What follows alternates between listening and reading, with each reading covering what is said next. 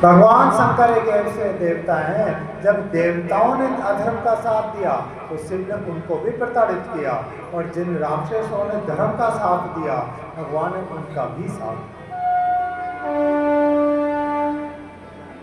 भगवान विष्णु के चरित्र को सुनो, ऐसी कोई कथा नहीं आती कि भगवान विष्णु ने किसी राक्षस का साथ दिया क्या किसी का? केवल राक्षसों को मारा और देवताओं की रक्षा की।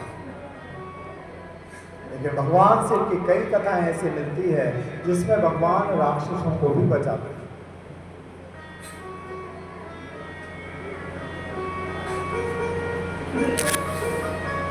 आज भगवान ने एक रूप और धारण किया, किसका? किरात का, यानी शिकारी का। किसके लिए? एक समय की बात, अर्जुन को, पांडवों को जब अज्ञातवास के लिए जाना पड़ा। एक बार अर्जुन शिकार खेलने के लिए जंगल में गया। एक जंगली सूअर को देखा, मारने लगा, और जैसे तीर मारा सूअर पे 2 तीर जाके लग गए। अर्जुन देखने लगा, यहाँ तो तीर मैंने मारा, दूसरा कौन आ गया? उसी समय भगवान शिव ने शिकारी का रूप धारण किया, किरात का रूप धारण करके सामने आया।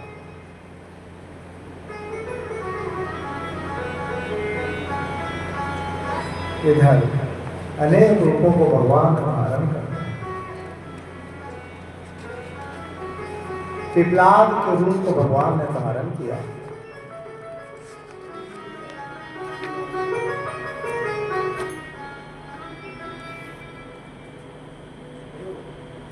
हाँ जी, सनकादिक ऋषि पूछते हैं, हमने सुना है कि भगवान ने 12 ज्योतिर्लिंग के रूप में स्वयं प्रकट हुए। देखो, ऐसा कहते हैं ना कि कभी भी भगवान शिव का जल पीना नहीं चाहिए, भगवान के शिवलिंग पर चढ़ा हुआ प्रसाद कभी खाना नहीं चाहिए। सुना है कि नहीं सुना आप लोगों ने? आप में से कितने लोग चरणामत लेते हैं भगवान शिव का? सुना भी है कि नहीं लेना चाहिए, और लेते भी हैं?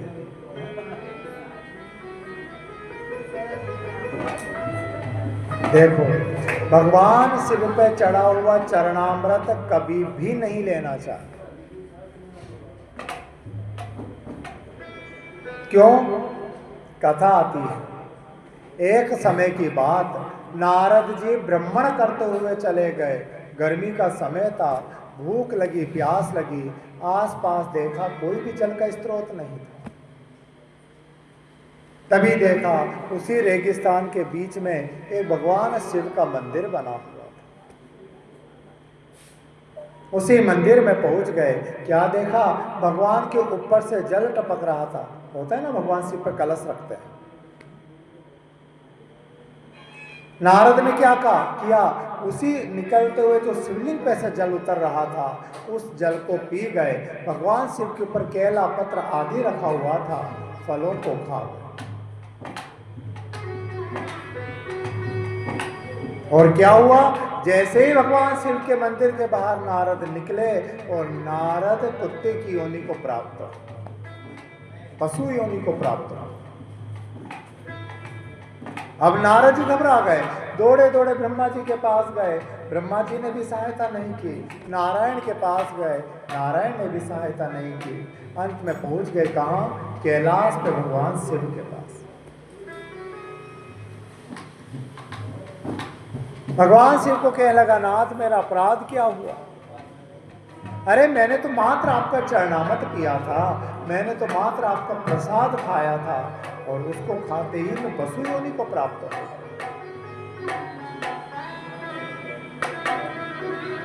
आज भगवान कहते हैं, देखो भैया, मेरा चरणामृत और मेरा प्रसाद ये हर मनुष्य के खाने योग्य नहीं। तो मेरा प्रसाद और चरणामृत कौन खा सकता है? कहा, जो मेरे संप्रदाय के द्वारा दीक्षित हो, अर्थात जो शिव संप्रदाय से दीक्षित हो, उसी जीव को भगवान का प्रसाद खाना चाहिए। दूसरा, गौ माता या नंदी हो, यही भगवान का प्रसाद खाने के अधिकारी है। कभी भी मंदिर में कोई प्रसाद फल चढ़े तो उसको गाय या सांड को खिला देना चाहिए। तीसरा, पार्वती, भगवान के लिंग का प्रसाद खाने का अधिकार मात्र जगदम्बा पार्वती का ही है। अंत में बताया, योगी जो भगवान शिव के उपासक हो, अगर हम खाना चाहें तो क्या हर शिवलिंग का प्रसाद त्याज्य है? कहते नहीं, नहीं, हर शिवलिंग का प्रसाद त्याज्य नहीं है। तो कहा जो शिवलिंग स्वयंभू हो, यानी स्वयं प्रकट हुई हो, जैसे ये 12 ज्योतिर्लिंग जो हैं, इनका चरणामत हर मनुष्य ले सकता है, उसकी इजाजत है, उसका ले सकते हैं। दूसरा, कोई नर्मदेश्वर हो, अर्थात नर्मदा में से निकला हुआ जो शिवलिंग है, उसका भी चरणामत और प्रसाद हर मनुष्य ले सकता है। लेकिन जो दूसरे प्रतिष्ठित शिवलिंग है, उसका प्रसाद मनुष्यों को ग्रहण नहीं करना चाहिए। इसीलिए निषेध किया है, भगवान का चरणामत और प्रसाद हर मनुष्य को नहीं लेना चाहिए। तो अब तक ले लिया कोई बात नहीं, पर अब कल से कभी भी मत लेना। और अगर फिर भी उसका समाधान कराया, फिर भी अगर मन करे कि नहीं हम शिव जी का चरणामत तो लेंगे ही लेंगे, तो उसका समाधान क्या है?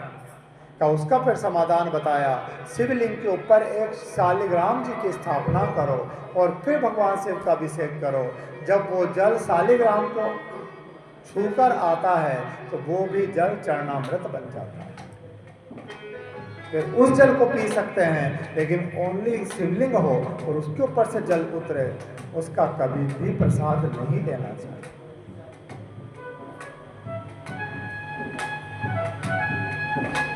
तो आज 12 ज्योतिर्लिंग की कथा का वर्णन किया।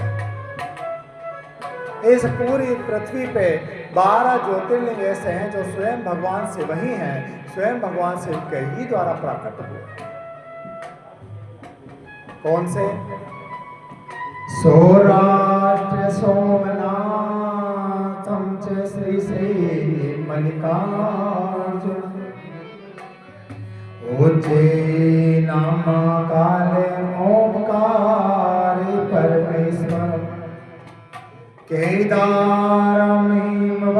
पृष्ठे डाकिन्यां भौम शंकरं, वाराणस्यां च विश्वेश्वरा, भुस्मेशं तु शिवालयम्,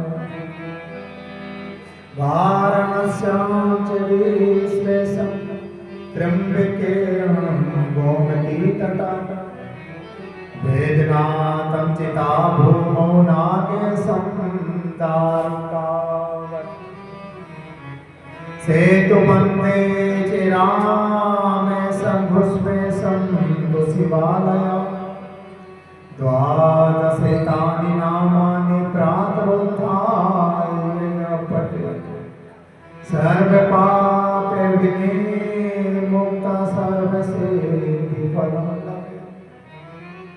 ये 12 ज्योतिर्लिंग हैं। सौराष्ट्र में सोमनाथ भगवान, श्रीशैल पर भगवान मल्लिकार्जुन, उज्जैन नगरी में महाकाल भगवान और ओंकार तीर्थ में परमेश्वर, हिमालय के शिखर पे श्री केदारनाथ भगवान और डाकिनी में भीम शंकर, वाराणसी में विश्वनाथ भगवान और गोदावरी के तट पर त्र्यंबकेश्वर भगवान, चिताभूमि पर वेदनाथ भगवान, दारुका वन में श्री नागेश्वर भगवान, सेतुबंध में भगवान रामेश्वरम और शिवालय में ये 12 ज्योतिर्लिंग भुस्मेश्वर महादेव। जो मनुष्य नित्य इनका स्मरण करता है, जो रोज इन 12 नामों का जाप करता है, जो नित्य इन 12 नामों का पठन करता है, वो मनुष्य संपूर्ण सिद्धियों को पाने का अधिकारी बन जाता है।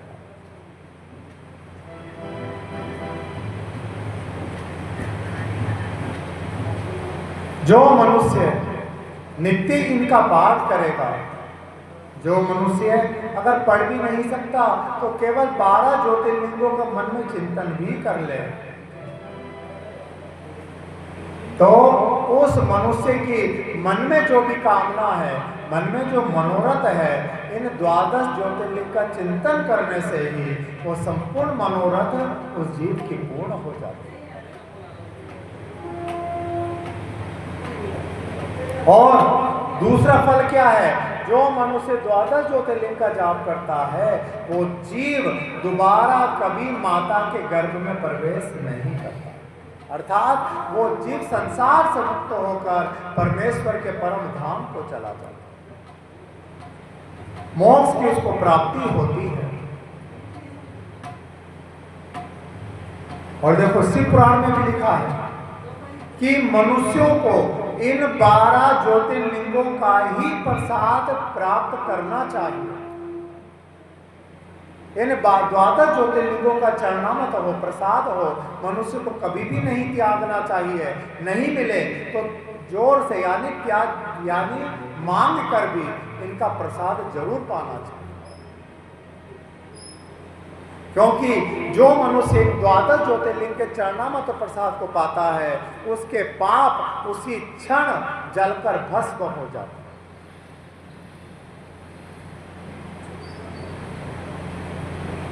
ये तो 12 ज्योतिर्लिंग है, पर इन 12 ज्योतिर्लिंग के 12 ही उपलिंग भी बताए गए। सोमनाथ का जो उपलिंग है उसका नाम है अंतकेश्वर भगवान, और ये माही नदी के तट पर, भगवान माही नदी के तट पर स्थित हुए। इधर मल्लिका अर्जुन से जो उपलिंग प्रकट हुआ उसका नाम है रुद्रेश्वर भगवान। वे भृगु कक्ष में स्थित है और जो उनकी उपासना करता है उनके सारे दुखों को दूर करके उन जीवों को सुख प्रदान करता है। फिर महाकाल का जो उपलिंग है उसका नाम है दुग्धेश्वर या दूधनाथ महादेव। वो नर्मदा तट नदी के तट पर स्थित है। इधर ओमकारेश्वर का जो उपलिंग है उसका नाम है कर्दमेश्वर महादेव, और वो बिंदु सरोवर के तट पर स्थित है। केदारनाथ भगवान का जो उपलिंग है उसका नाम है भूतेश्वर महादेव, और वो श्री जमुना जी के तट पर स्थित है। कहाँ पर? भूतेश्वर कहाँ है? हाँ, भूतेश्वर महादेव कहाँ है? अरे जमुना जी तो बहुत बड़ी है, कोई इतनी सी थोड़ी ना। जमुना जी के किनारे कौन सी जगह है? नहीं सुना आप लोगों ने कभी? हाँ, सुना ही नहीं। अभी परसों ही बताया था कि ब्रज में 5 ज्योतिर्लिंग हैं, और मथुरा नगरी में जमुना जी के किनारे कौन है? ये भूतेश्वर महादेव। फिर बताया श्री भीम शंकर जी का जो उपलिंग है उसका नाम है भीमेश्वर महादेव, और वो भी सहाय पर्वत पर ही स्थित है। और जो मनुष्य इनका वंदन करता है उसको बल यानी ताकत शक्ति की प्राप्ति होती है। नागेश्वर का जो उपलिंग है उसका भी नाम भूतेश्वर ही है, और वो मल्लिका सरस्वती नदी के तट पर स्थित है। रामेश्वरम से जो उपलिंग प्राप्त हुआ उसका नाम है गुप्तेश्वर महादेव, और घुस्मेश्वर से जो उपलिंग निकला उसका नाम है व्याघ्रेश्वर महादेव। तो ये 12 ज्योतिर्लिंग के साथ में ही ये 12 उपलिंग भी प्रकट हुए। आज कहने लगे प्रभु आपने ये 12 ज्योतिर्लिंग की जो कथा सुनाई है, पर इन कथाओं को मुझे विस्तार से सुनने की इच्छा है। कृपया आप मुझे ये कथा विस्तार से समझाएं। अभी तक देखो ये केवल शॉर्ट में ही सुना दी, पर अब कहने लगे इस कथा को विस्तार से वर्णन करो। तो सूत जी महाराज ने अब इस कथा को विस्तार से गायन किया।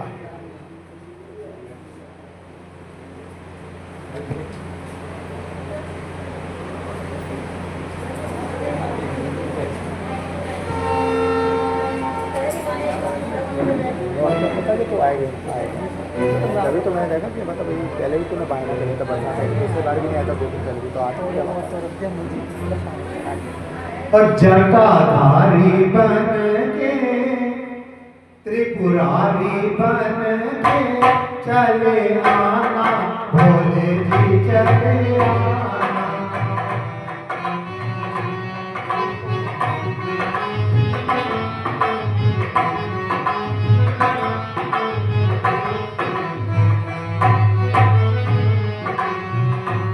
जटाधारी बन के त्रिपुरारी बन के चले आना, भोले जी चले आना। भोले जी चले आना, ओ चले आना, भोले जी चले आना। हाँ जटाधारी बन के त्रिपुरारी बन के चले आना, भोले जी चले आना। जटाधारी बन के त्रिपुरारी बन के चले आना, भोले जी चले आना। बोलिए शंकर भगवान की।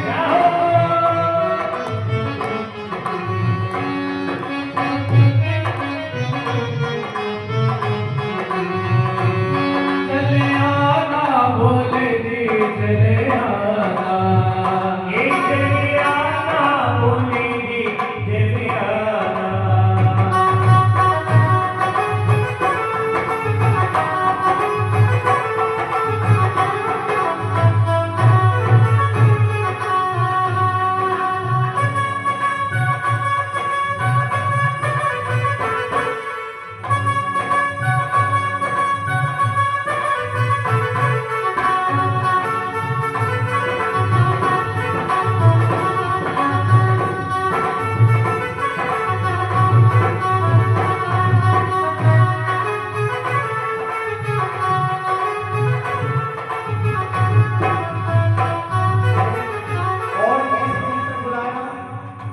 तुम ओघड़ रूप में आना, ओ तुम्हें ओघड़ रूप में आना। ओ भोले ओघड़ रूप में आना। ओ भोले ओघड़ रूप में आना। ओ भूत साथ लेके मुंड हाथ लेके, भूत साथ लेके मुंडन हाथ लेके चले आना, भोले जी चले आना। ओ चले आना, भोले जी चले आना। ओ जटाधारी बन के त्रिपुरारी बन के, ओ जटाधारी बन के त्रिपुरारी बन के चले आना, भोले जी चले आना। चले आना, भोले जी चले आना।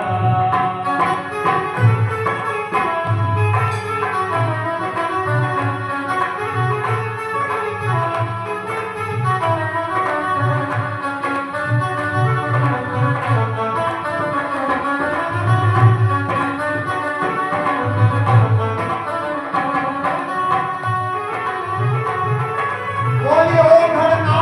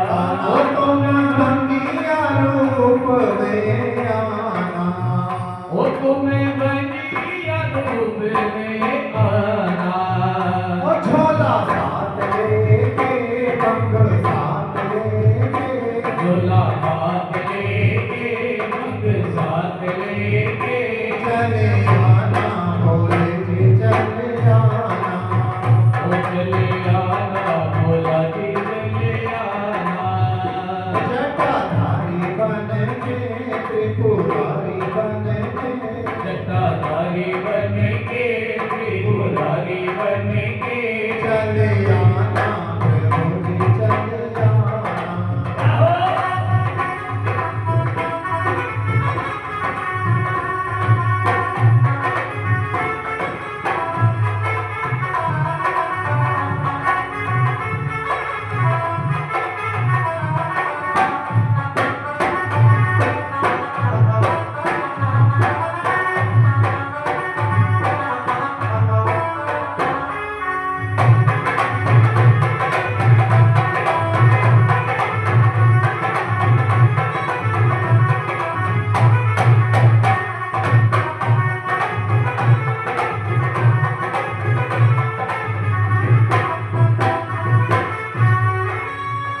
तुम जोगी रूप में आना, ओ तुम जोगी रूप में आना, ओ तुम जोगी रूप में आना, तुम जोगी रूप में आना, तुम जोगी रूप में आना। और डमरू हाथ लेके नंदी साथ लेके, डमरू हाथ लेके नंदी साथ लेके चले आना प्रभु जी चले आना। चले आना प्रभु जी चले आना। जटाधारी बन के त्रिपुरारी बन के, जटाधारी बन के त्रिपुरारी बन के चले आना बोले जी चले आना।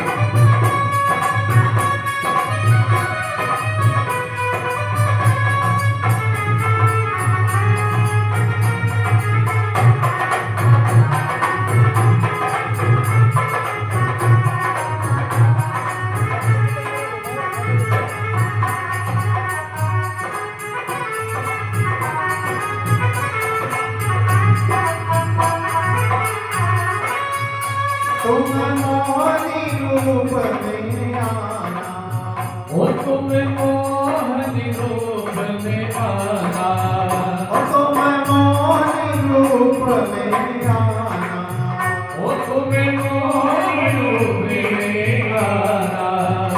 गंगा साथ लेके गंगा हाथ लेके, गंगा साथ लेके गंगा हाथ लेके चले आना प्रभु जी चले आना। चले आना प्रभु जी चले आना।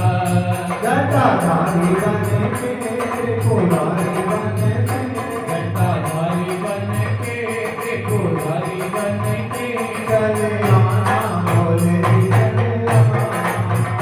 चले आना प्रभु जी चले आना।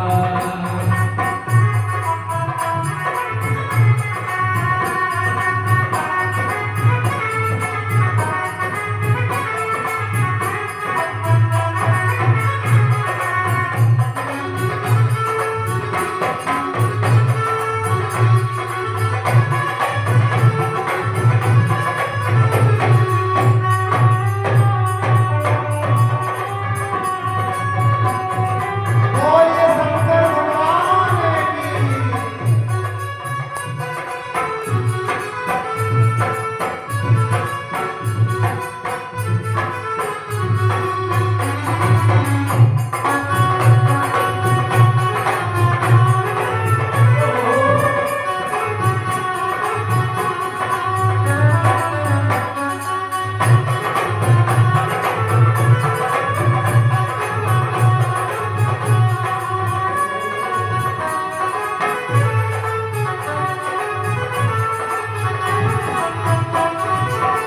और अंत में क्या कहा? तुम भोले रूप में आना, ओ तुम्हें भोले रूप में आना, तुम भोले रूप में आना, ओ तुम्हें भोले रूप में आना। ओ तेरा साथ लेके त्रिशूल हाथ लेके, थोड़ा साथ लेके त्रिशूल हाथ लेके चले आना बोले जी चले आना ओ चले आना मोरे जी चले आना जटाधारी बनेंगे त्रिपुरारी बनेंगे जटाधारी बनके त्रिपुरारी बनके चले आना बोले जी